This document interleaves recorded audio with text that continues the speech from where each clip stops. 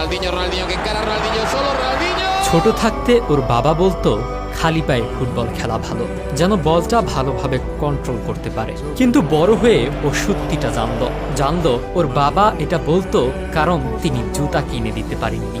এরপর বড় হয়ে সবুজ গালিচায় জাদু দেখিয়ে যখন ব্যালন ডি'অরের মুকুট এই ছেলেটা পরল তখন কেঁদেছিলেন।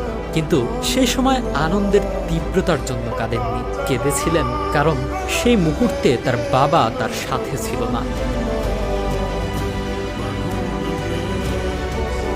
কুৎসিত দর্শনের খেলোয়াড়কে কখনো দলে নেয় না রিয়াল মাদ্রিদ। ফ্লোরেন্তিনো পেরেজের রিজেকশন পেয়েছেন বহু প্রথিতযশা খেলোয়াড়, কিন্তু অপমান সহ্য করতে হয়েছিল ব্রাজিলের পোর্তো আলেগ্রি শহরের দাতুচু ছেলেটাকে। ছাইচাপা আগুনকে উস্কে দিয়ে যে ভুল পেরেজ করলেন তা হয়তো মাদ্রিদ দুর্গের বড় এক ফাটলের বীজ বুনে দিয়েছিল। Ronaldinho gaucho